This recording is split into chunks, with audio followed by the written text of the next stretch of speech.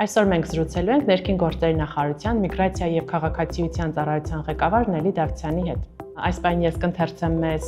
եւ նաեւ ձեզ ուղղված հարցերը, որոնք եւ ուղարկում են քաղաքացիների կենտրոնական ընտրական հանձնաժողովին եւ համոզված եմ նաեւ ՆԳՆ միգրացիա եւ քաղաքացիության ծառայությանը։ Եթե Հայաստանի Հանրապետության քաղաքացին հաշվառված է մի համայնքում, բայց քվեարկության օրը լինելու է մեկ այլ համայնքում, ինչպես կարող է իրացնել իր ընտրական իրավունքը։ Սա լայնորեն տարածված իրավիճակ է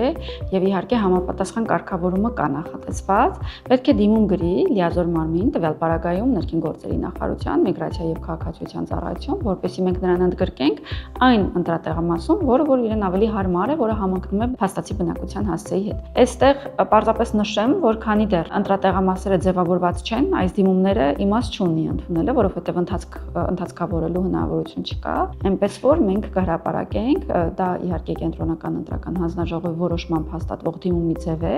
եւ մենք նույնպես կհրապարակենք դիմումի ձևը եւ կհորդորենք արդեն այդ օրինակ դիմումները գրել սկսած ապրիլի 23-ից, ոչ շուտ։ Քաղաքացին պարտադիր պետք է գա ՆԳՆ միգրացիայի ծառայություն, թե կարող է դիմումը ուղարկել նաեւ գրավոր։ Կարող է օնլայն դիմում ուղարկել էլեկտրոնային տարբերակով, բայց այստեղ էական է, որ էլեկտրոնային տարբերակով այն ստորագրված լինի։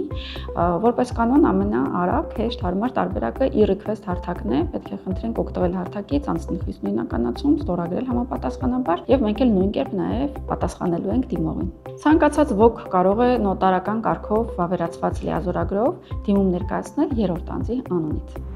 Արդյոք ըստ գտնվելու վայրի ընտրողների ցուցակում ընդգրկվելիս անձը հաշվառվում է իր կողմից նշված հասցեում։ Ոչ եւ կրկին ոչ, սա էլ լայն մտահոգության առարկա է, եթե անձը խնդրում է իրեն ընդգրկել այս կամ այն ընտրատեղամասի ընտրողների ցուցակում, սա որևէ կերպ չի առնչվում իր հաշվառմանը, լինի դա փաստացի հիմունքներով, թե լինի փաստացի բնակության հիմունքներով, թե սեփականատիրոջ թույլտվությամբ կամ եթե անձը ինքն է հանդիսանում սեփականատեր, հաշվառումը չի փոխվում, դա մեկ օրյա գործողություն է, պարզապես այդ օրը մոտենում է, ընտրում է եւ մնացած ամեն ինչ մնում է նույնը։ Ինչ վերաբերում է ըստ գտնվելու վայրի ընտրելու իրավունքը իրացնելուն, այստեղ մենք ունենք եւս մեկ կարգավորում, խոսքը հենաշարժողական խնդիրներ ունեցող անձանց մասին է,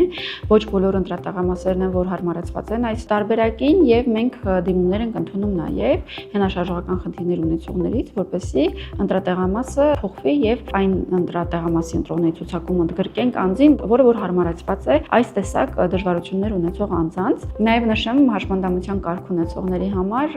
նախատեսված է մի այսպիսի կարգավորում, որ անձը կարող է դիմումը լրացնել իր նախընտրած ստորագրության եղանակով, այստեղ պարտադիր էլեկտրոնային եւ այլն կարգավորումներ չկան, բայց պետք է դիմումին կցված լինի հաշմանդամության կարգը վկայող տեղեկանք։